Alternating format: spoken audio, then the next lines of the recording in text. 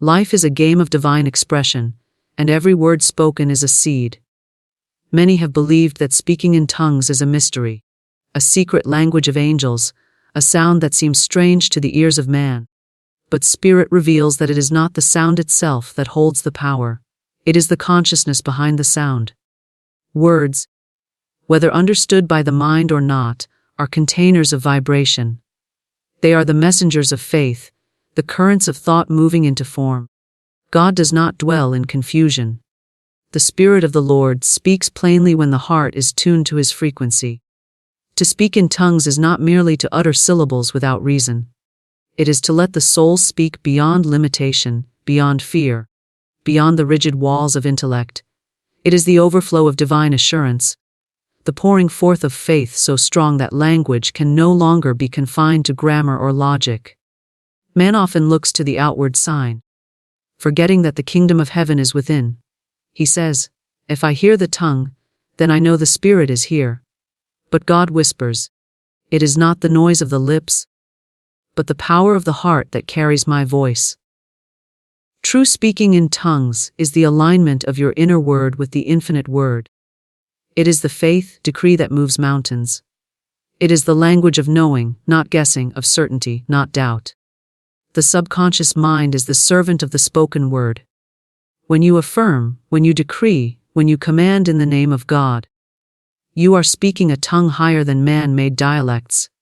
You are uttering the creative sound that the universe obeys. The tongue of Spirit is the decree of truth. It is, "Let there be light," and there is light. It is, "Peace, be still," and the storm obeys. God told me speaking in tongues is not what you think. It is not confusion, it is clarity. It is not frenzy, it is order. It is not a display. It is a power. Many have turned it into a performance, forgetting the law behind it. But the law of the word is eternal. What you speak with conviction, you create. To speak in tongues is to speak beyond the small self, and to let the great I am flow through. The soul has a language that the mind cannot contain. It is the sound of faith, the vibration of trust, the invisible decree that shapes the visible. When you rise in consciousness and declare with certainty, your words become spirit, tongues. Whether they sound like English Hebrew, or syllables unknown, it matters not. The true test is not the sound but the fruit. For by their fruits you shall know them. When the word of God is spoken through you, it may bypass the intellect, but it never bypasses the heart. It is understood in the spirit, and it creates after its kind. That is the true speaking in tongues. Speaking in tongues is alignment with divine consciousness, not just utterance. To understand this truth, one must first understand that all life moves by law, and every law is under the perfect order of God. Words are not idle sounds, they are living forces, they are messengers carrying the essence of belief into manifestation. When man speaks without consciousness, his words are like seeds scattered on stony ground. They fall but do not take root. But when he speaks from alignment with the Spirit, his words are filled with life, vitality, and creative power. They move outward into the unseen and return clothed in form. Many have mistaken speaking in tongues for a ritual, a sound, or an outward expression that seems strange to the natural ear. But God reveals that it is far greater than syllables. It is the demonstration of divine agreement, the soul in harmony with the infinite. To align with divine consciousness is to come into agreement with truth, the eternal reality that cannot be shaken. Divine consciousness is the awareness of God's presence, the knowing that there is no separation, no distance, no lack, no struggle. It is the assurance that God's mind is your mind, God's power is your power, God's word is your word. When you speak from this awareness, you are no longer speaking as a personality trying to persuade or prove. You are speaking as a channel of spirit, releasing decrees that heaven and earth obey. In this light, speaking in tongues is not the making of sounds without understanding, but the alignment of the inner voice with the eternal voice. The outer sound may or may not be understood by the intellect, but the inner force is always understood by spirit, for spirit recognizes its own vibration. Utterance without alignment is empty. It is like beating the air with no effect, For the power of the word is not in the tongue of flesh, but in the tongue of spirit. When the soul is joined to God in faith, every word, whether simple or profound, carries a creative command. A whispered decree of peace can still the storm when spoken in divine alignment. But the loudest cry of meaningless sound cannot move a feather if the heart is divided. Speaking in tongues as divine alignment means that the spirit within takes over the instrument of speech and declares what must be declared, not always in human logic, but always in divine order. It is the resonance of heaven sounding through earth, the invisible breath shaping the visible. Divine consciousness is the key to all demonstration. When man prays without consciousness, he begs. When he prays with consciousness, he commands. The Christ did not plead with God to heal the sick or raise the dead. He spoke as one aligned with divine authority, saying, "Lazarus, come forth." And it was so. This is the highest form of tongues.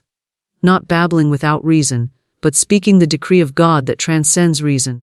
It is the sound of certainty, the voice of assurance, the word spoken with the weight of heaven behind it. The soul in alignment does not doubt, does not waver, does not look to appearances for confirmation.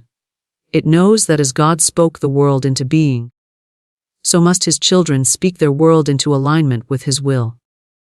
When the Spirit moves upon the soul, it may produce sounds that bypass the intellect. But this is not the essence of tongues. It is the byproduct. The essence is alignment, the union of the little I with the great I am. In that union, every utterance, whether intelligible or not, becomes a vessel of power. To be aligned with divine consciousness is to rise above the chatter of the mortal mind and to let the infinite mind flow freely. It is to release personal striving and surrender to the word that was in the beginning, the word that cannot return void.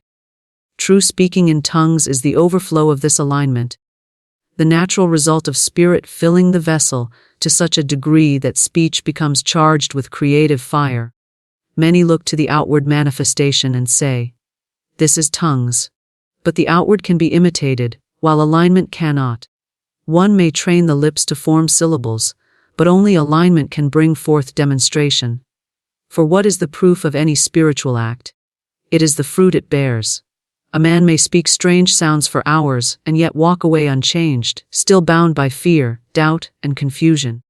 Another may speak one sentence in full alignment and see mountains moved, doors opened, and healing flow. This is the difference between utterance and consciousness. Utterance without spirit is noise. Utterance with spirit is creation. The subconscious mind, the great servant of man, receives whatever is spoken with conviction. When one speaks in alignment, the subconscious does not question, it obeys. It translates the decree into form, arranging circumstances, drawing people, opening pathways, and dissolving obstacles.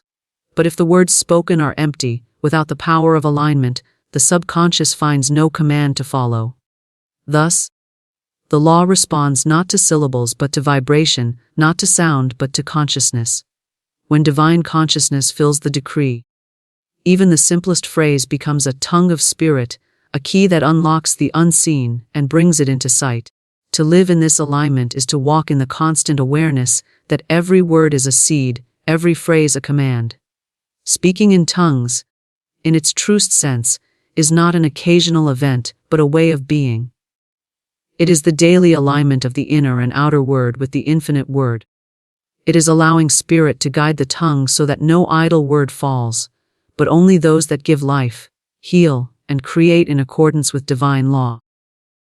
Every moment that the soul remembers its unity with God, every word that springs from that unity, is a tongue of power. This is why it is said that life and death are in the power of the tongue. For the tongue aligned with spirit speaks only life, and life more abundantly. The true power lies in the vibration of faith, not the sound of words.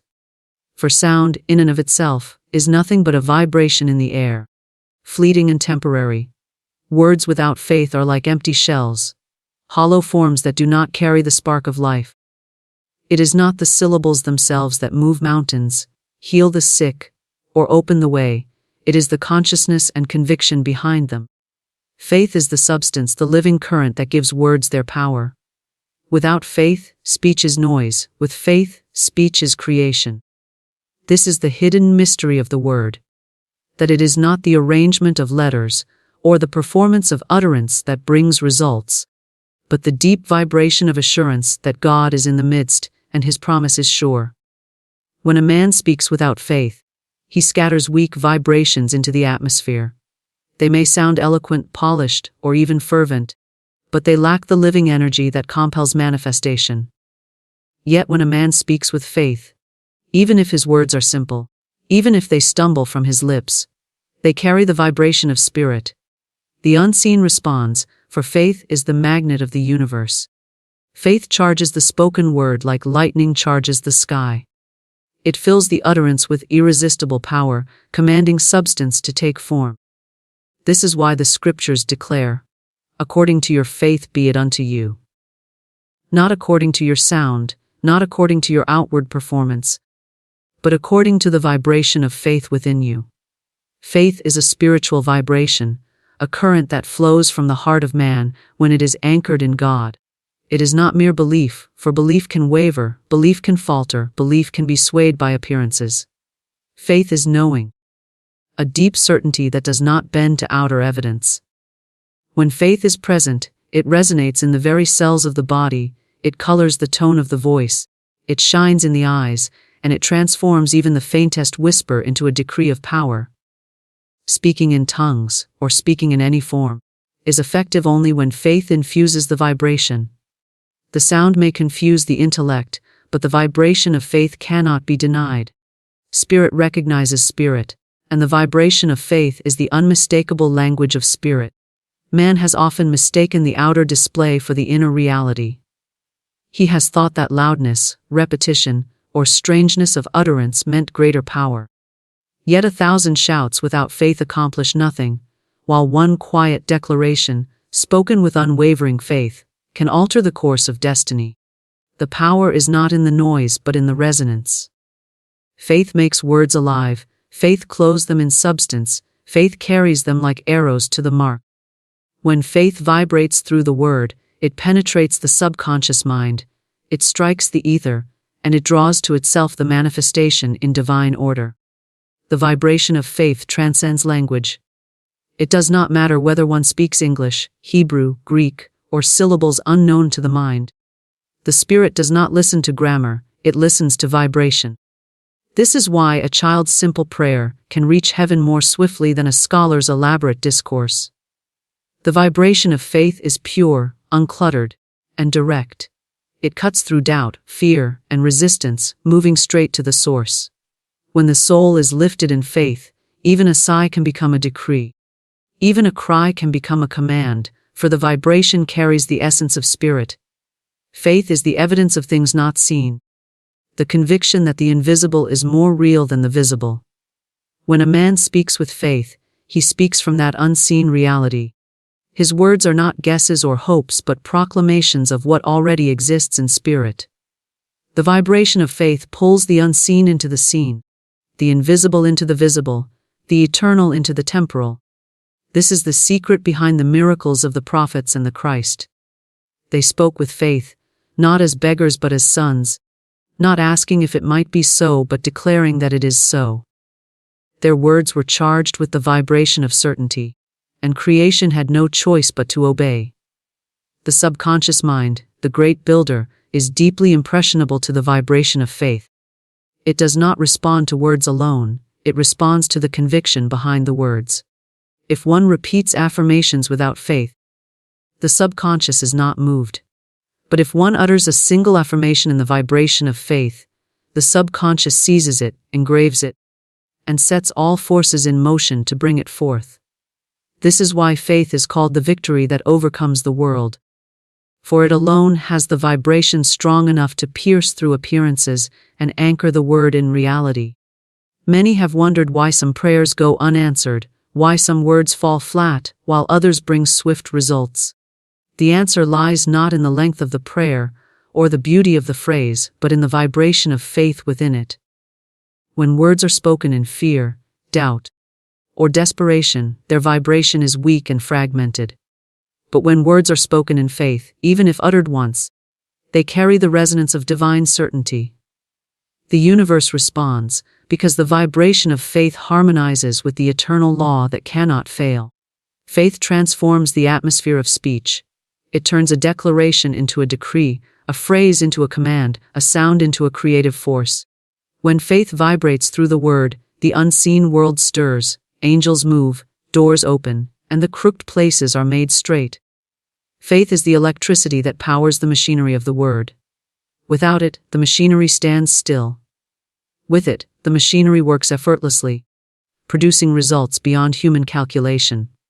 Therefore, the true essence of speaking in tongues, and of all spiritual utterance, is not in the noise of the tongue but in the vibration of faith. The outer sound may pass, but the inner vibration endures, echoing through the unseen until it brings forth fruit. Faith is the hidden current behind every true manifestation, the invisible power that makes words alive. It is the difference between speech that fades into the air and speech that creates worlds. It is the unseen force that turns the tongue into an instrument of spirit, not because of its sound, but because of its vibration. It is the language of the heart, not a performance for the ear. The Spirit of God does not dwell in theatrics or showmanship. For divine truth is never measured by how it appears to others, but by the vibration it carries from within. When men gather and put their attention only on outward sounds, on whether the speech is strange or impressive, they miss the essence of what Spirit seeks to reveal. The heart is the true instrument of God, and from the abundance of the heart the mouth speaks. A heart aligned with God cannot speak empty words, for every word it utters carries the fragrance of Spirit. A heart divided, though it utters many sounds, carries no true vibration. Speaking in tongues, or any spiritual expression, must arise from the secret chamber of the heart, not from a desire to impress, persuade, or perform. The heart is the seat of consciousness, the wellspring of faith, the place where divine will and human will meet. It is in the heart that alignment with Spirit is born, and it is from the heart that true utterance flows. When the heart is pure, the words that flow are pure. When the heart is full of faith, the words carry faith. When the heart is in communion with God, the words resonate with divine certainty. This is the language of the heart. The language that heaven understands, the language that does not need translation or outward proof. A single word, spoken from the depth of the heart in alignment with God, carries more weight than hours of utterances spoken for the ear of man. Performance belongs to the outer world, but spirit belongs to the inner world. A performance seeks applause, attention, or validation. It looks to the faces of others for confirmation that something has been achieved. But the Spirit of God does not measure by applause. It measures by fruit. A heart in communion with God seeks no performance, no outward recognition. It simply overflows. Out of that overflow comes speech. Sometimes with words that the intellect can understand, sometimes with sounds that bypass the mind altogether. Yet the power does not lie in the sound. It lies in the heart behind it. This is why some utterances shake the very atmosphere while others fall flat, though they sound the same to the natural ear.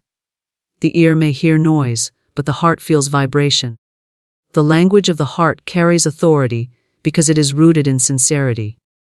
It is not concerned with being impressive, but with being true. Spirit recognizes truth, for Spirit is truth. When words rise from a heart of faith, they carry a vibration that even creation responds to.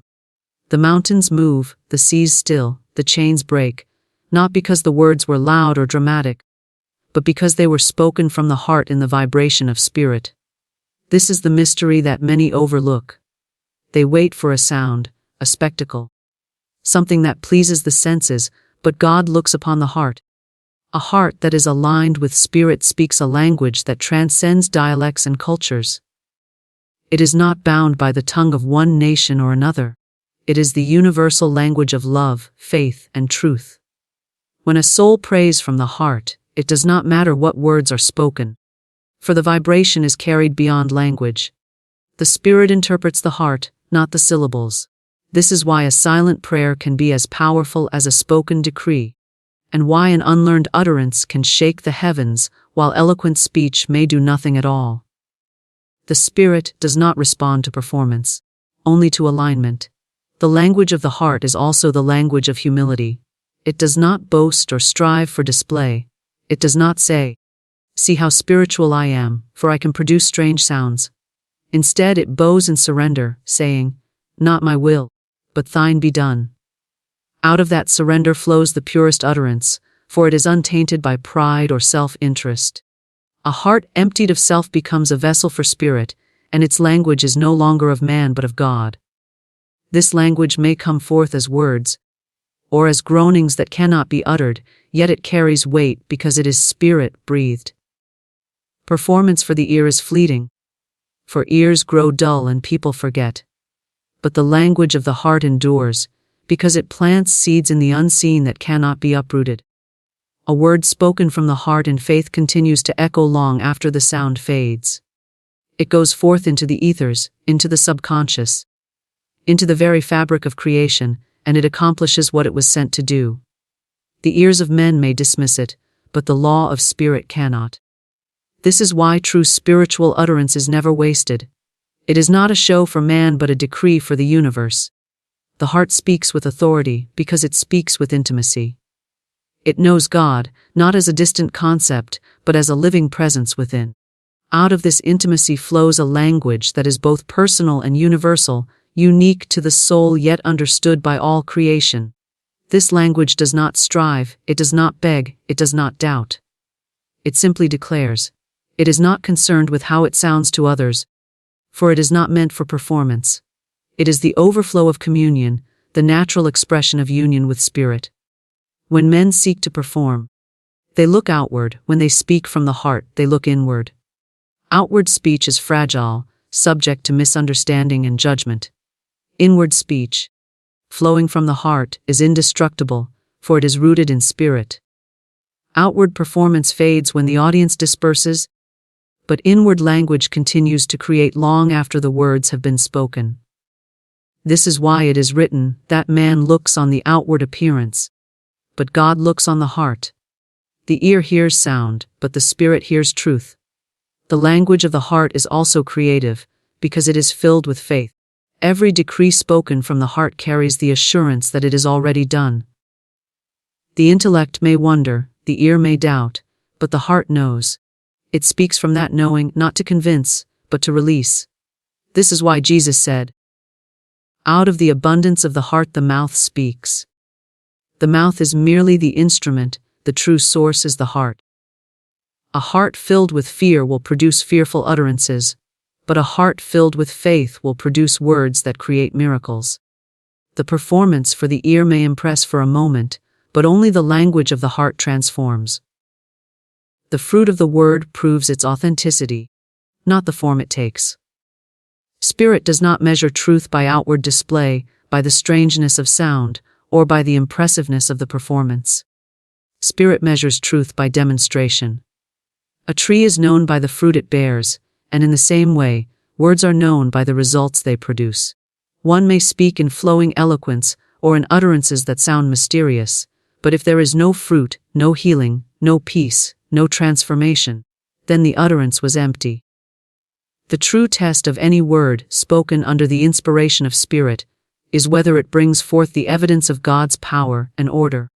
The form of words belongs to the senses, but the fruit belongs to the Spirit.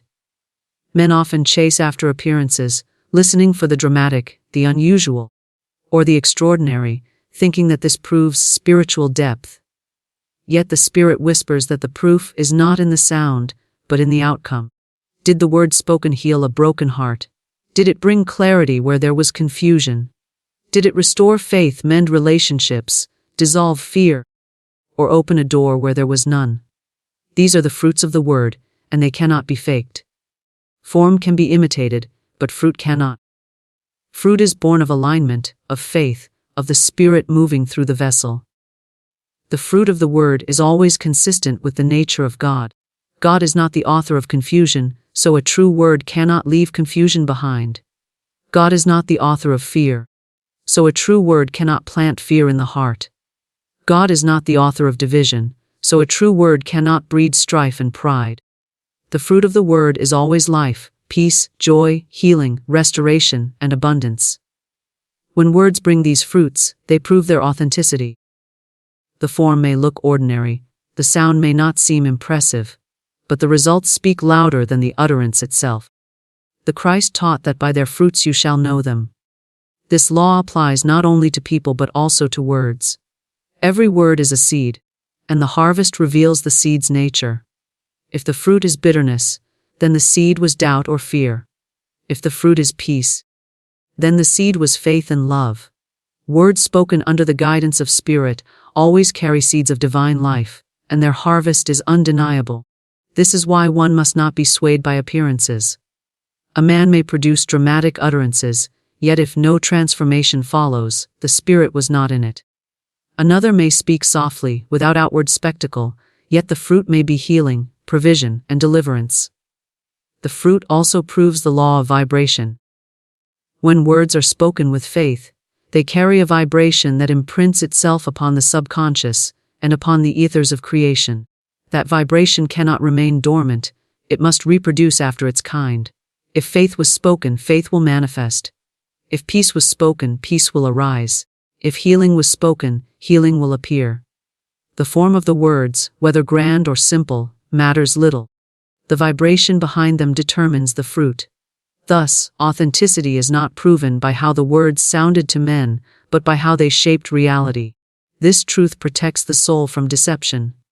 For many have been drawn into seeking outward signs, chasing after tongues or prophecies or elaborate speech, thinking these to be the evidence of Spirit. Yet the Spirit says, test the fruit. If the fruit is lacking, do not be deceived by the form. The world may be dazzled by performance, but heaven is moved only by fruit. The universe responds not to noise but to alignment, not to display but to truth. This is why even a simple word, spoken from the heart in faith, can produce greater results than hours of showmanship. Fruit is also the evidence that the word has not returned void. When God speaks, the word accomplishes what it was sent to do. When man speaks in alignment with God, the same law applies. The proof of that alignment is the manifestation that follows. If no manifestation appears, the word was either spoken without alignment, or it was choked by doubt and fear. But when alignment is true, fruit is inevitable. It may appear instantly or it may grow like a seed in the earth, but it will appear. No true word of faith is barren. The fruit of the word brings glory to God, not to man. When true fruit appears, no one can boast in themselves, for the results far surpass human effort. A performance seeks to glorify the speaker, but fruit glorifies the source. When a healing comes, when peace fills a room, when provision arrives in a time of lack, all know that it was not man but Spirit who accomplished it. Fruit cannot be counterfeited, and for this reason it stands as the ultimate proof of authenticity. The heart must always ask what fruit follows my words.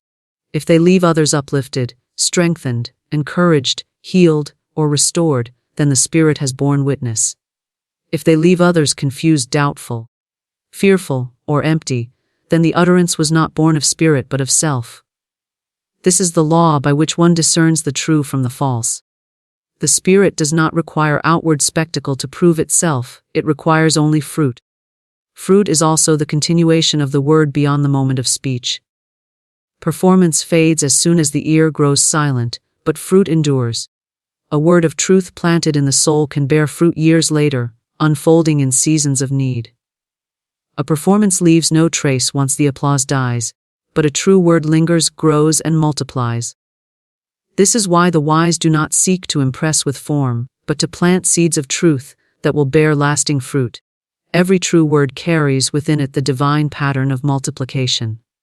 Just as a seed bears not only fruit but more seeds, so does a word of Spirit create ripples that extend far beyond its original utterance. One decree of faith can ignite faith in many hearts. One word of peace can ripple outward to calm storms unseen. One declaration of healing can inspire countless healings to follow. This multiplication is the signature of Spirit, the evidence that the word was authentic. Form cannot multiply itself, but fruit always does. Thus the fruit of the word stands as the eternal witness to its origin. It testifies whether the utterance came from self or from spirit. It cannot be hidden, it cannot be denied, it cannot be manufactured by performance. It grows naturally when the word is aligned with truth, and its presence is unmistakable. This is why authenticity must never be judged by the sound of the tongue, the rhythm of the voice, or the reaction of the crowd, but by the fruit that endures long after the sound has faded. To speak in tongues is to let the great I Am flow through your decree. The human tongue is a small member, yet it wields the power of life and death. And when surrendered to spirit, it becomes an instrument through which the infinite declares itself into form. The great I Am is the eternal presence, the limitless essence of God that dwells in every soul, waiting to be expressed without hindrance. When one speaks in alignment with this presence, the words cease to be merely human sounds, they become channels for divine decree. It is not man speaking, but God speaking through man, and creation listens and responds. The great I Am is the name of authority revealed to Moses from the burning bush. I am that I am. This is not a title but a declaration of being, the affirmation of eternal existence that transcends all limitation. To allow the great I Am to flow through the tongue is to become a vessel of that same eternal being. The words spoken are no longer tied to personal desire or human effort, they are saturated with divine power. Each decree becomes a command to the universe, carrying the authority of the one who spoke worlds into existence. To speak in tongues in this sense is not to babble without meaning, but to open oneself so completely that the infinite speaks through the finite without resistance. When the tongue is surrendered to spirit, it is lifted beyond fear, beyond pride, beyond the ego's need to perform. It becomes a pure channel, unclouded by doubt. The decree that flows out is not limited by human vocabulary or logic, for the great I Am speaks in the language of vibration. Whether the utterance is intelligible or not to the human ear does not matter, for the spirit behind it carries the essence of command. This is why the scriptures say that the Spirit itself makes intercession with groanings that cannot be uttered. It is not the arrangement of syllables that matters, but the release of divine presence through the vessel. To let the great I Am flow through your decree is to recognize that you are not the source, but the instrument. Many speak from their limited sense of self, using words that are tinged with fear, doubt, and uncertainty. These words fall powerless to the ground. But when the self steps aside and yields to the greater self within, the tongue becomes a sword of spirit. The decree is spoken with such authority that no force can resist it. This is the essence of Jesus declaring, "Before Abraham was, I am." It is the recognition that the eternal I Am speaks through the temporal vessel, and what is spoken in that authority must come to pass. The great I Am flows best through those who are emptied of self. When pride, performance, or the desire to impress takes hold, the flow is obstructed. The tongue may produce sounds, but they are not charged with divine power. Yet when the heart is surrendered, when the vessel is emptied of ego and filled with spirit, the decree that comes forth carries irresistible force. This is why even the simplest words spoken in divine alignment produce miracles, while elaborate speeches without spirit remain barren. The great I Am does not require eloquence, it requires surrender. Every decree that flows from the I Am carries creative substance. When one says, "I am healed," "I am free," or "I am provided for," and allows the great I Am to speak through that decree, the universe responds. It is not wishful thinking, but a declaration from the source of all being. The subconscious mind hears it as law. The unseen realm receives it as command, and circumstances rearrange themselves to reflect it. This is the mystery of tongues. Not a strange performance for others to witness, but the release of divine identity through speech. The great I Am speaks itself into expression, and nothing can oppose it. The decrees of the great I Am are not limited by time or space. When they are spoken, they ripple outward, shaping reality in ways unseen. A decree released in faith today may manifest instantly or may work silently, unfolding in perfect order until the fruit appears. To speak in tongues is to allow those decrees to flow unhindered, not questioning how they will come to pass, but knowing that the I Am is the power that guarantees fulfillment. The authority of the decree is not in the one who speaks, but in the one who speaks through. This is why the Christ said, "The words I speak unto you, I speak not of myself, but the Father that dwells in me, he does the works." The tongue becomes the instrument, the decree becomes the word, and the fruit becomes inevitable. When the great I Am flows through your decree, resistance dissolves. Fear cannot stand in its presence. Lack cannot survive its declaration. Sickness cannot withstand its command. The decree becomes the vibration of truth itself, and truth always dispels illusion. The more one yields to this flow, the more natural it becomes. Speaking in tongues then ceases to be an occasional event and becomes a way of life. A continual surrender of speech to the Spirit within. Each word is weighed, each phrase carries power, each declaration is infused with the authority of the I Am. The flow of the great I Am is also the flow of creation itself. Just as God said in the beginning, "Let there be light," and there was light, so does the I Am speak through the surrendered tongue and bring forth manifestation. Every true decree echoes that original creative word. It is the same Spirit speaking, the same power unfolding, the same authority commanding substance to take form.